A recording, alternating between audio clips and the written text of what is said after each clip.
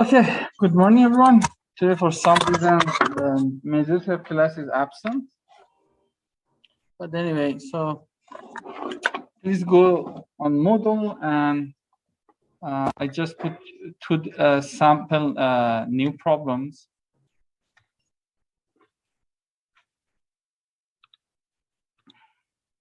And scheduling an assignment, and also transport track. So these are the two types of problems that we are going to investigate this time.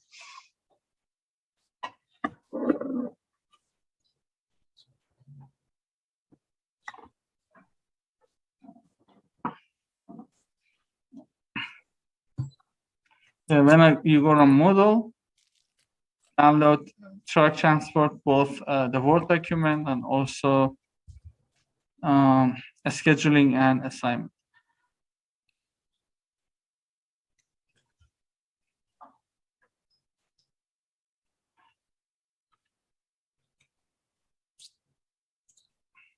As I put the tutorial for Lingo, as I said, this is another tool that you could implement for linear programming or optimization problem. I put a tutorial there in case you are interested to adopt it instead of Excel solver.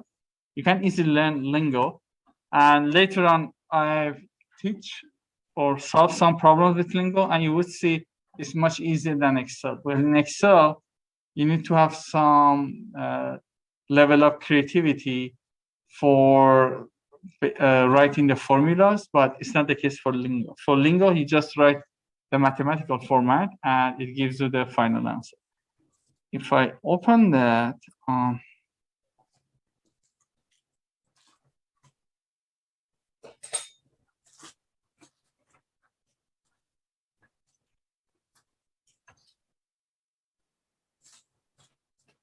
about 18 pages of tutorial, but let me just see if I can find a sample problem. So look, this is a sample Lingo problem. So max of something, and you just type the equations for greater, and you just solve it. So much easier than Excel. I give you some examples, and basically we would go through Lingo next week. But for now, look at the tutorial, and please also download Lingo and have it on your system. So how to download Lingo? Just Google download Lingo. And okay, download.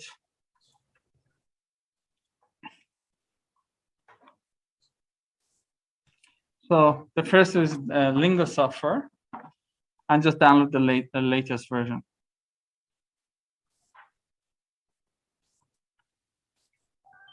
So you need to provide your information.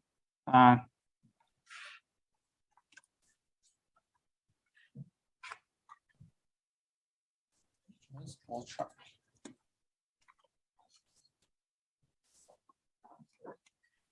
Oh.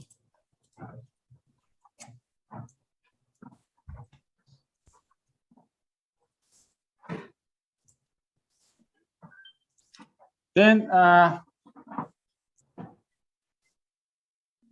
just click next, and when it gets to latest part for license, just select free or a student license, so you don't have to purchase.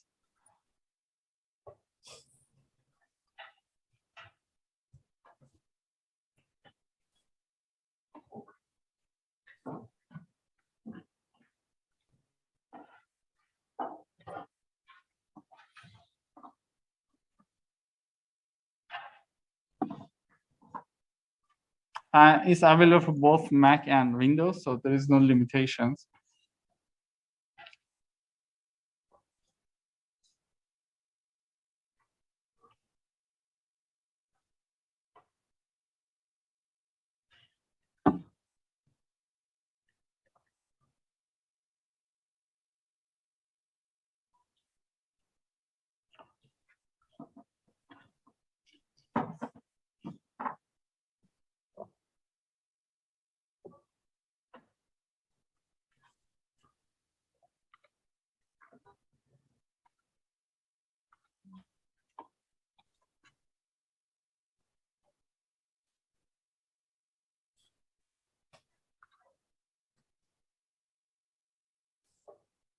So here it asks you for the license key, just type demo. So you see demo is here. So demo. I said, I think, oh, sorry. You should, sorry. So this time is different. In the previous version, you have to type it, but here you just click on demo. Yeah, there is a little change. So as you see, number of constraints 150, variable 300. So for you, maybe number of variables 300 and capacity 150 seems too much, but in real case scenario, sometimes it's not depend enough. But I think for your all the examples you had just maybe 3 or 4 variable and maybe 4 or 5 constraints. So is the demo version is enough for you.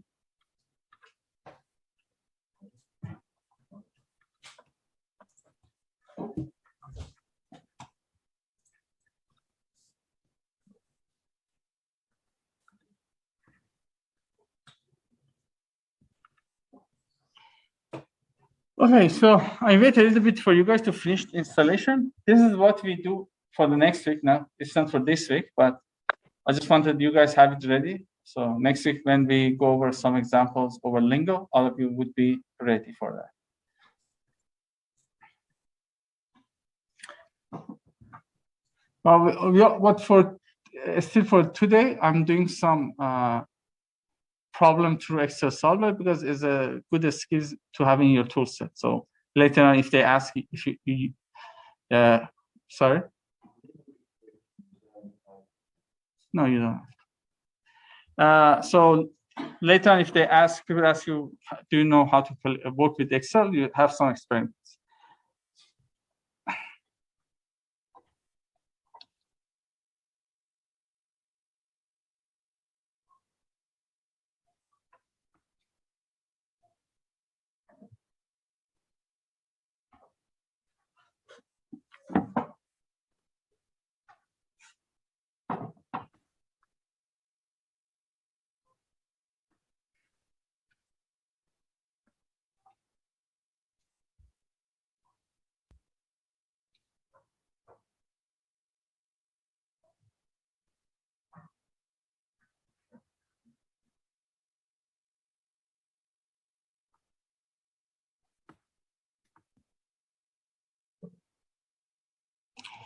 Okay, so for today, the first 2 assignments are very common problems in the industry. So scheduling the staff and assigning some work schedule is almost everywhere. So let's look at the first problem, which is scheduling. As a manager of a call center, you have to make sure that on each day, a minimum number of workers are recorded as listed in table below. So from Sunday to the Saturday, each day you have different numbers. You record different numbers of workers. So some workers will work in the weekend, sometimes some of them work in the weekdays. So based on they might get different salaries based on their shift or the schedule that they want to pick. Each worker can be given 1 out of 7 plans available with 2 days off. So your schedule is to minimize the cost and make this decision on how many times each plan will be assigned. So each person for 1 plan, as you see, for example, Sunday you need at least 18 workers. So you should select the plans in the way that you, first of all, you fulfill those requirements. On top of that, you need to minimize the cost. I just wait 1 or 2 minutes for you guys to think about it, then I go to solution through Excel.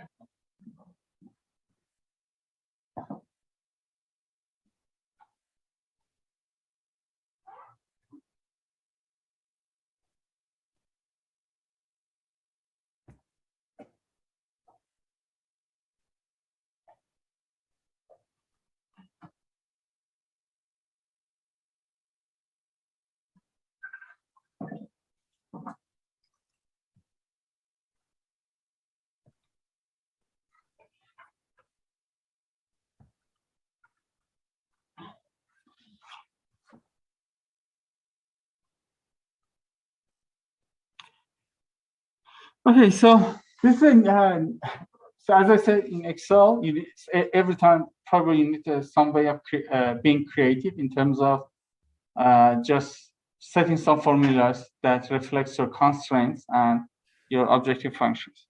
In this case, use cells are a decision variable. So how many employees or how many plans of Sunday and Monday off, then like Monday and Tuesday, maybe Tuesday and Wednesday, so on and so forth.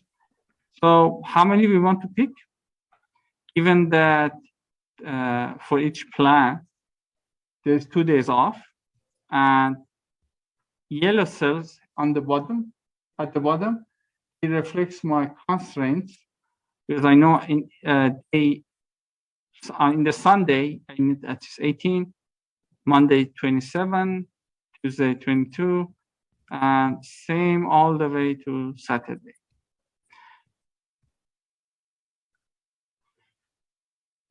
So if you click in one of those yellows here, you just show me, from out of 7 plans, 5 of them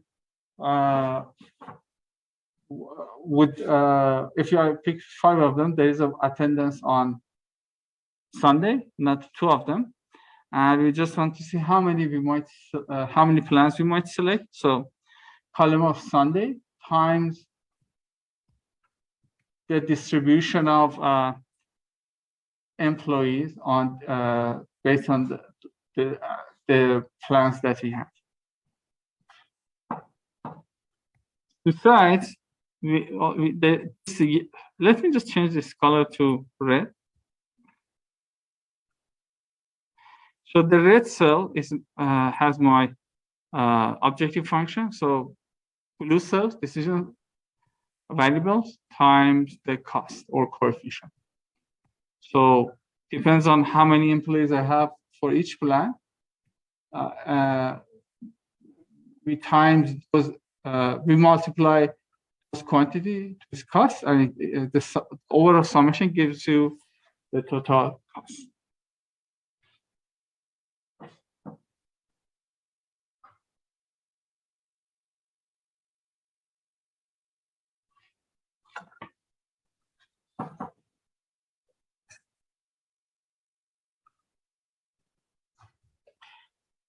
So if I click on solver, so you can see M16, so M18 is my objective function. I'm going to minimize because I want to have minimum number of employees that satisfy my demands on different days. E14 to K14 should be greater or equal E15 to K15 because we want to fulfill those demands or each day requirements.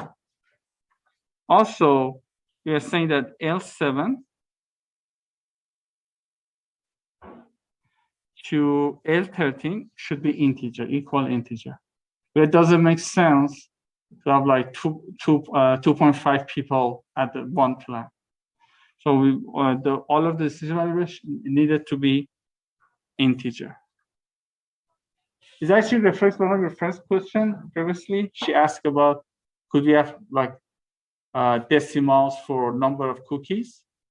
For number of cookies, or let's say hash brown or sandwiches, it might make sense. Maybe you can cut them, but you cannot cut people in the half.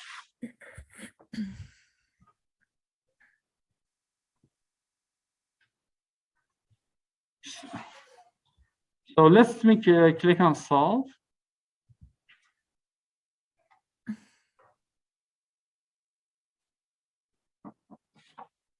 So look, this time, I don't have any other reports. I just have answers. When you use integers as one of your constraints, the methodology behind of the linear programming will change. So in integer programming, you don't have those sensitivity analysis. You don't have you don't see those shadow price like those kind of things. Yeah, so the final answer here.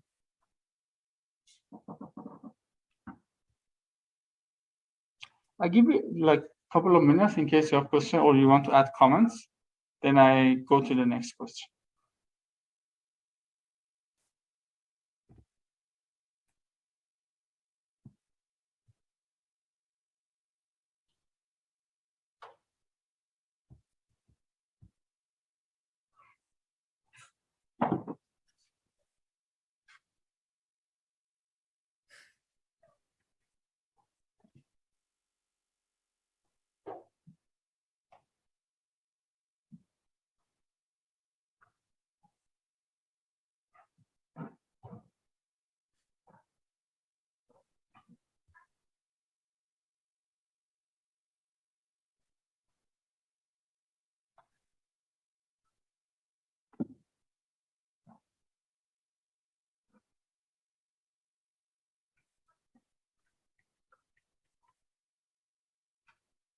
So, in this type of question, there is no like binding and that. The methodology is totally different. As I said, in this course, we don't go to the methodology part. If you want to know the math behind of that, there's some definitely linear programming books that you can refer, or you can take courses from industrial engineering or like operation management for business. So they go into the they go under the hood and just explain what happens. But you know, we don't have certainly we don't have time, and it's not what you need. So basically, if you go to the industry jobs, you need to basically communicate with the operation people, either from operation management or industry engineering, and you need to communicate. So this part of the course let you to understand the report and how to communicate with those guys.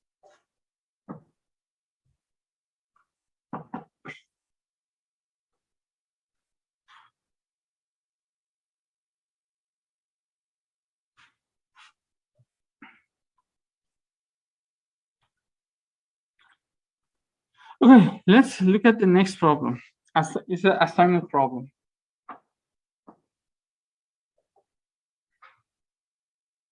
So if you look at table, we have 8 workers from A to H, and we have 4 different jobs, and each worker charge different amount of money for either of those 4 jobs. You have to assign one job to 2 workers, which makes sense. We have 4 jobs, 8 employees, so intuitively you can assign one job to 2 employees. One more issue is that workers E, F, and G cannot be assigned together to any job, but one of 3 can. So the constraint would be that among E, F, and G, either one or no one can be assigned to a job.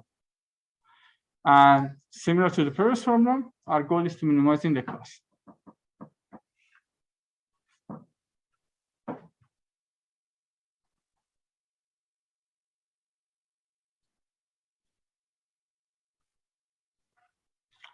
There's a question here.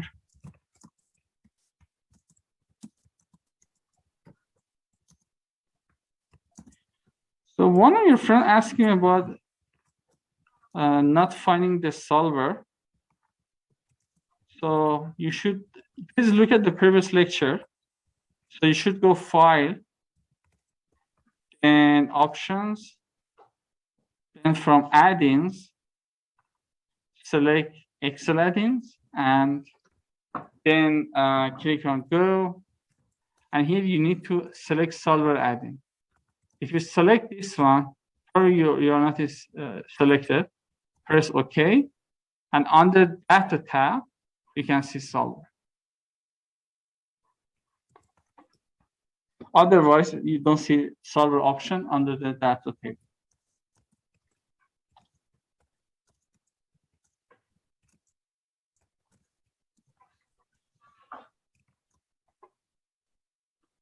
Okay, so again, here you see a creative way of making those formula that making Excel formula that reflects my problem.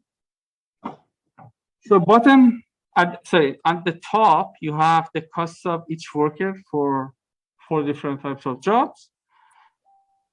Then the bottom table is basically just my decision variables. So, and they could be either 0, 1. 1 means, for example, if A1 is 1, means worker A assigned to job 1. Let's say if D1 is 0, it just means worker D is not assigned to job 1. So going back to the problem, first of all, the intuitive constraint is one employee should be assigned to one job. You cannot assign one employee to 2 jobs. Also, each job should be assigned to 2 workers. But this job should be done synchronously. Doesn't make sense if you assign one worker to 2 different jobs at the same time. Having said that, if you look at Excel, so under the decision variable table, I have a row, and I said assignment cap is 1, because this job would be done synchronously. And for each worker, summation of all the blue cells on the column shouldn't be more than 1. If you click on the assignment row, you see this is just summation of those 1 and 0s. Each 1 means assigning, 0 means you don't assign. Also on the right side of the table, we have a column of required assignments because each job should be assigned to 2 workers at the same time. And assignment column is just a formula for summing up all of those one and 0s in one row, which 1 means assigning, 0 means you don't assign. And total cost is just decision variables table, which is the blue table, multiply this cost coefficient.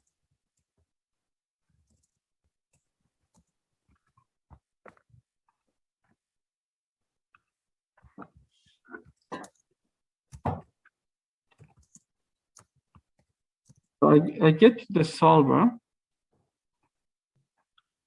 So first of all, O11 is the objective function. It's just multiplication of blue cells, decision variables times the upper table, which is my cost coefficient. And we are going to minimize the cost. And decision variables is from E14 to L17. So E14 is here, first cell on the left top, and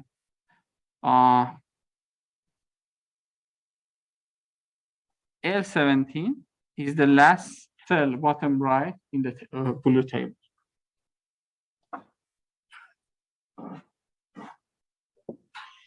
So looking at constraint, at first I say E20 to L20, E20 to L20 should be equal E21 to L21, the following row, because each employee should assign to 1 job. The next constraint, M14 to M17, at the right side of the table, equal to N14 to N17, required assignment column, because each job must assign to 2 workers. Also P14. Okay, so this, I think so far it makes sense. Let's look at the last part, which is E, F, and G cannot assign together. So we know the assignment means 1. So if the value in the table is 1, means they assign to a certain jobs. Here it said they shouldn't work together. So what you do, you can play with the 1s. So let me show you the formula. So the first formula is E plus F plus G. for the job 1. If you click on the last one, E plus F plus G for the last job. If I show you the formula is P14 to P17 less or equal 1. So if the value is 1, means E plus F plus G equal 1. So it means one of them is 1. So one of them is assigned to the job. If the summation is 0, means none of them is assigned, which follows our constraint. The value never be 2, because if it's if we say less or equal 1, if the value is 2, means 2 of them assigned to the same job, which is against our constraint. Cannot assign together. So when we put that constraint, we say the summation of E plus F plus G less or equal 1 means even if there's assignment between them, just one of them is assigned.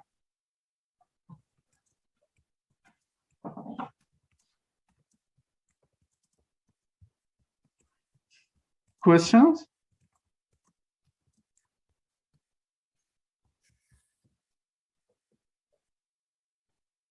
So as you see, there's some creativity associated for this type of solutions. So I press solve.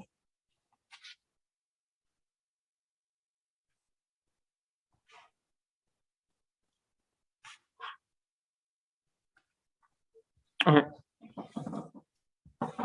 So you can look at the solution. Total is 15. For each row, just 2 of the workers is selected. For each column, 1. Also, if E, F, and G are not together for the same job.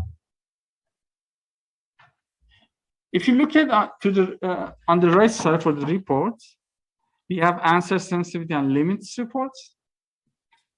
The reason, although the decision variables are integer, we don't have that constraint of integer. We don't put a constant for using integer values. We just search all the values and just happen to have integer value for our decision variables. So although the results are integer, but still you have answer, sensitivity, and limits reports. If I click on them, you can hopefully use my piece is very slow, but you can see other reports. And maybe I would, if there is such a situation for your final exam, maybe I ask you to interpret shadow price, slack, reduced cost, and so on and so forth.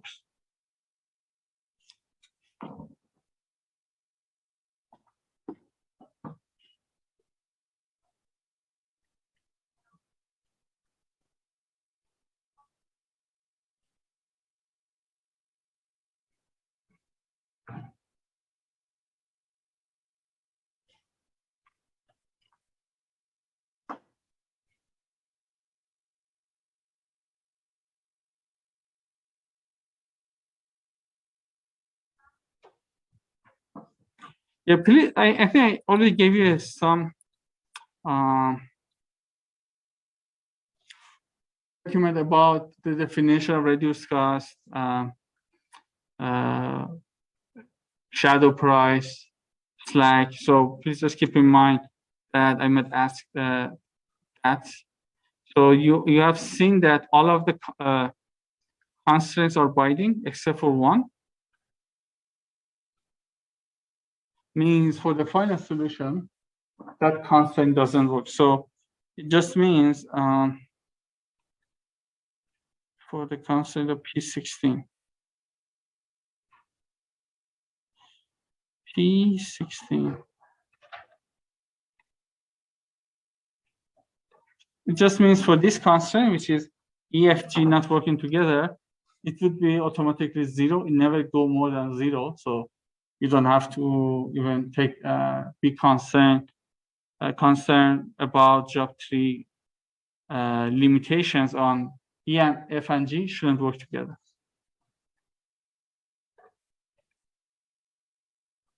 Then you have allowable decrease and increase for each decision variable, constraint. So let's look at shadow price.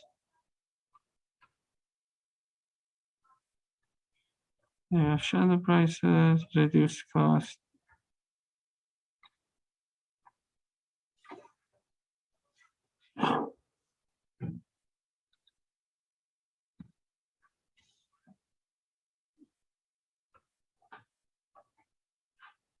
Questions?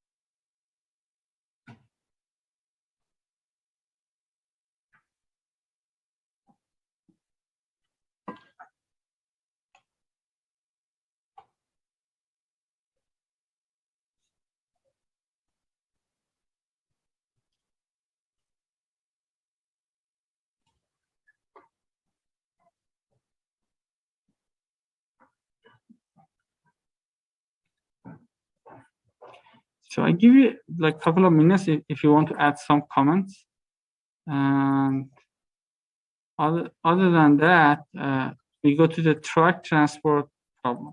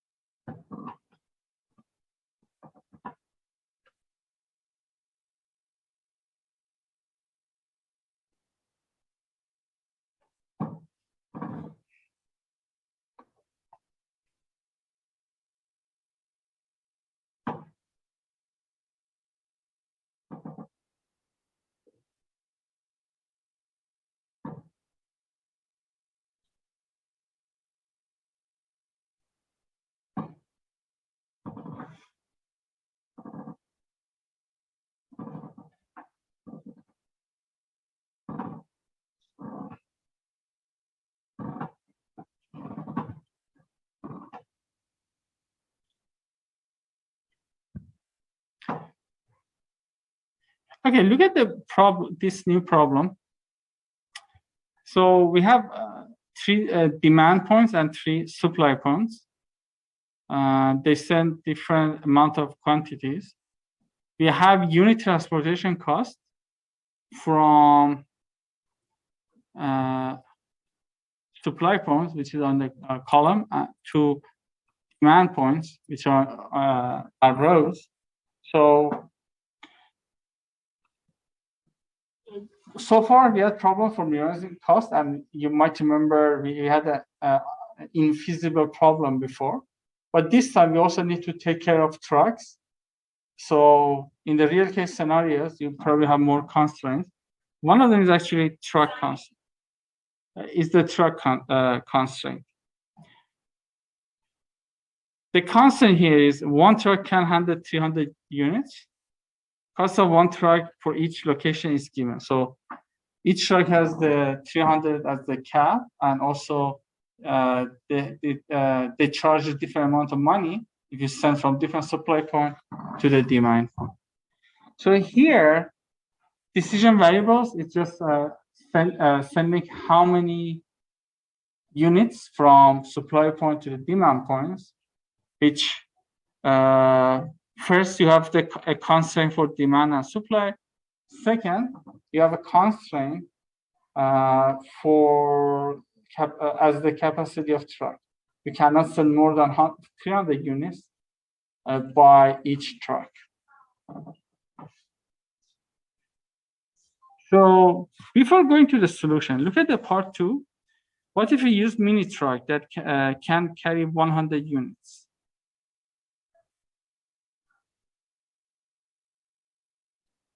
So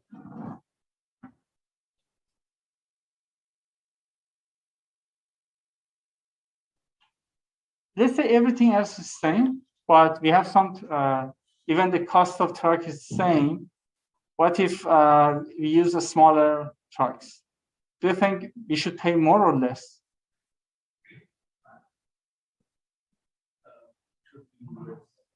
Less? Why?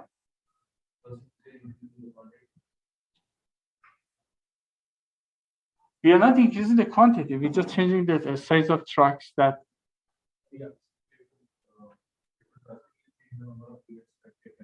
Okay. So any other answer?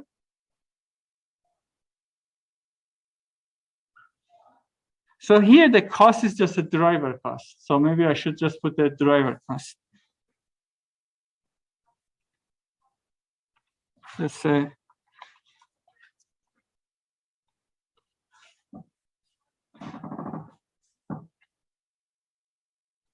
So if you use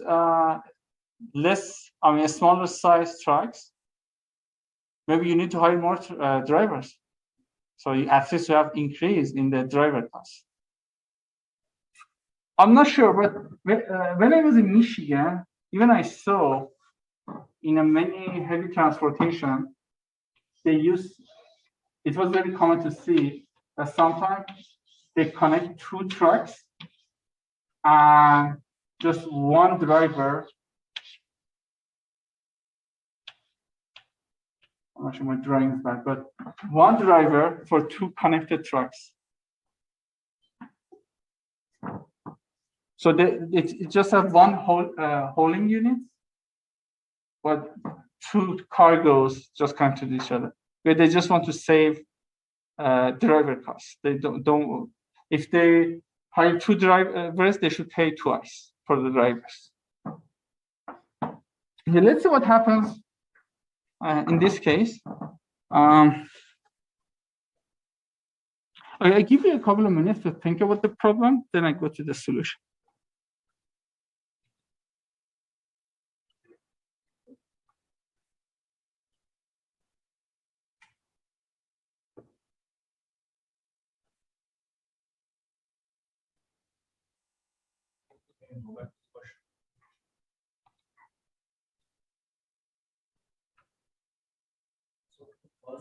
The first table is of unit transportation cost.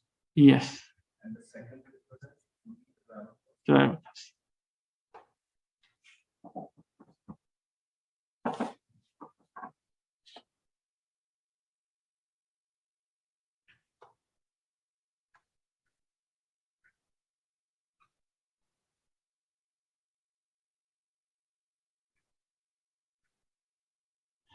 Do you guys see last week tonight from HBO? There's a show. So I think in the recent one they talk about a driver situation. So it seems there's so many transportation companies they rip off their drivers. They cannot keep drivers that much, but they just leave their job.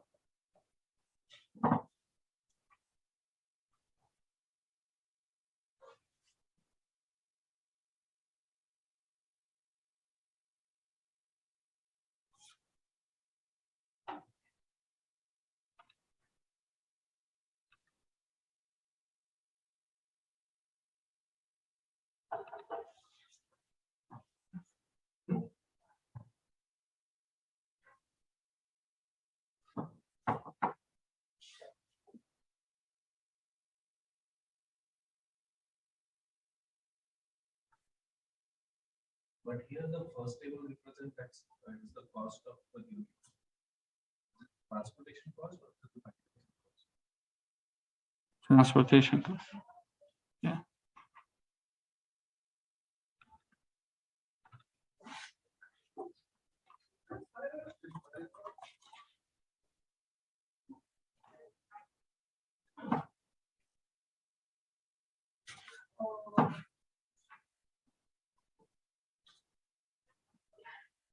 Okay, so as I said, we have two types of constraints and decision variable. One is basically you shouldn't surpass the capacity of trucks, and the other one you should fulfill demand and supply. So you shouldn't send more than supply, and you should at least fulfill the demand.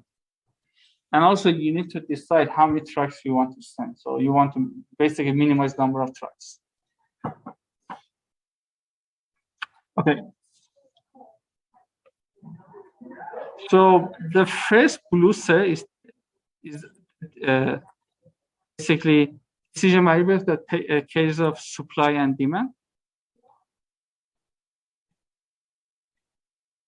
And as you see, for each column, I'm just basically summing up the supply. And we know that for the Ocala or land and lease, we cannot send more than 200, 600, and 225 accordingly. And for the demand, for EU and CLADE, we should at least fulfill these demands.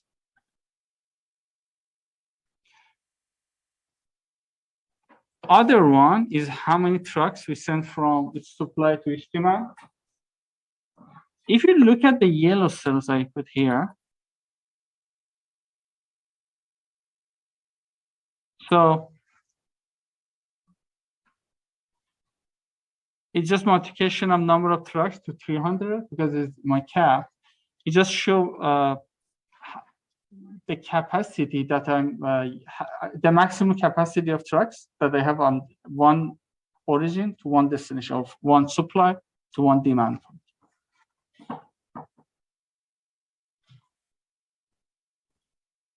So intuitively, these yellow cells should be more than these blue cells because your capacity should be at least equal to the amount that you send on each unit.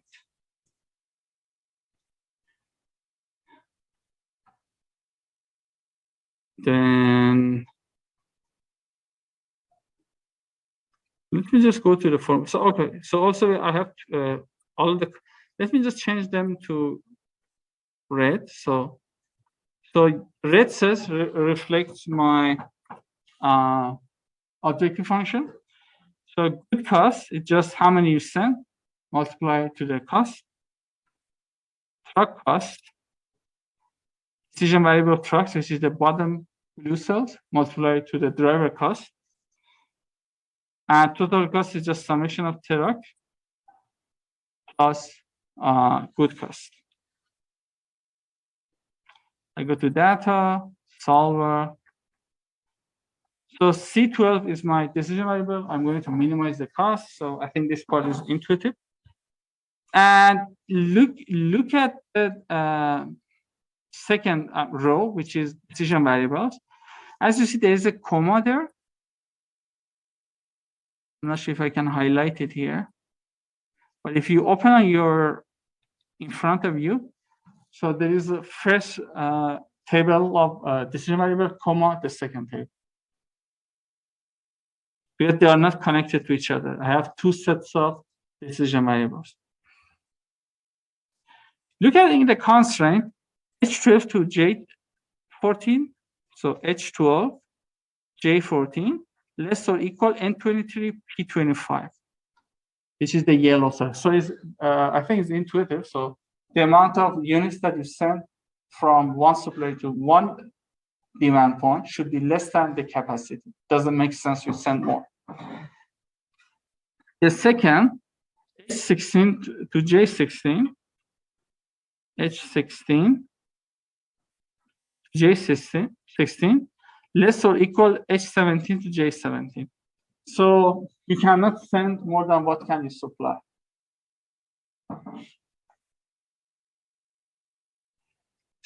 Third constraint, H23 to J25,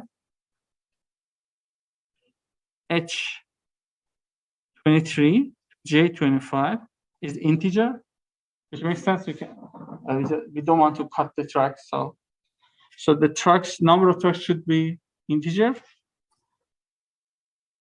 You can add more integers. For example, you can say my number of units could be integer too.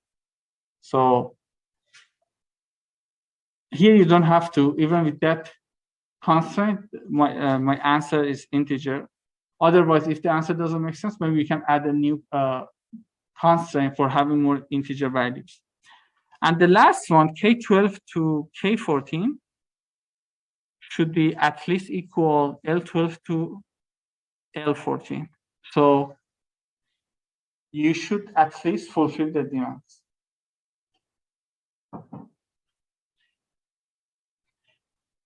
Then I click on solve. Still, I just have the answer report. I don't have any sensitive analysis which show me binding constraint, shadow price, reduced cost, so on and so forth. That's the answer. So let me to zoom in. So the value is 24,989, almost 25K. So let's see what happens if we keep everything same. Just this time, track capacity is 100. So every other thing is same. And let me just click solve. So we have a little increase in the cost, which is related to you have to hire more drivers. Still, some you might think it's not realistic. Maybe you think, yeah, maybe for a mini truck you pay less for the truck, and maybe they are not that much economic because, maybe they are more economy than larger trucks. But anyway, so if you want to have more realistic problem, you need to keep adding more constraints. Having said that, so for Lingo, you see there are probably a couple of hundreds of constraints, and decision variable is the cap. In the real case scenarios, you have hundreds, you might have more than 1,000 constraints and variables.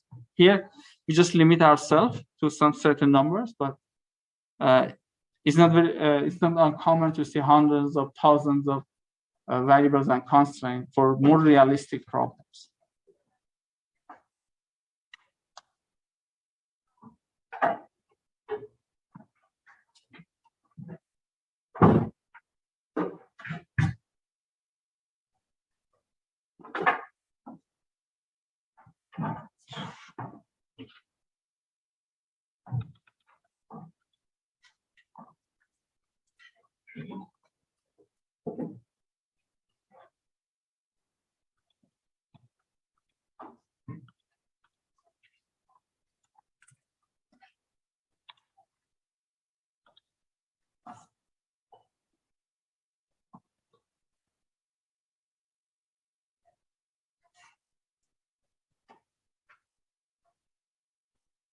Is there any questions about this problem?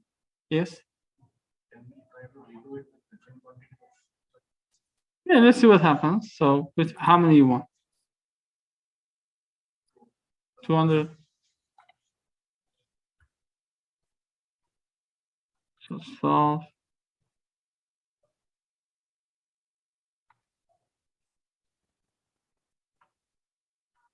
Yeah, it's getting closer to 25K. Let's say 500.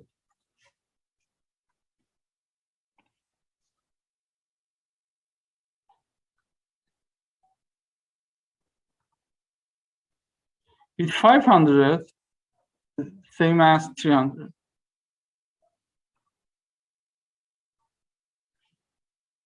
Oh, yeah, exactly. Yeah. So it just means maybe it's not economical to buy larger trucks because with 300 you can have exactly the same cost. But these are actually good questions. It's what I might ask you for the final exam. I might ask you something about reduced cost, shadow price, binding constraint. Also, I might ask what happens if you do this and that. So you need to solve it again. Sometimes you solve a problem with different values, and sometimes even you might get infeasible answers. So, but these usually are my common questions that I ask in the final exam.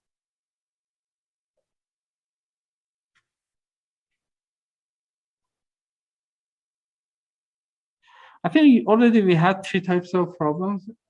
I think you get overwhelmed. I just keep adding, keep introducing new types of problems. But this is actually the way that people learn linear programming. They just exposed to new types of problems.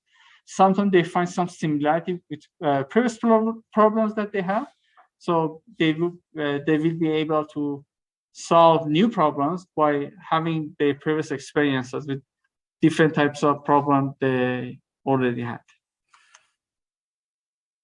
So, and as I said early in the class, so next time, please have Lingo ready. So for some problems, we go over Lingo, and you see in Lingo, you don't need to be creative in terms of formulating the mathematical relationship. So in Lingo, you just type as you see in the piece of paper. So there is less creativity is needed, definitely. For final exam, you can do either through Solver or Lingo. Probably Lingo is much easier because, for example, here, you need to have some creativity of thinking maybe you need 2 tables. So it's actually very hard the first time you see such a problem. So for your final exam, no creativity is needed.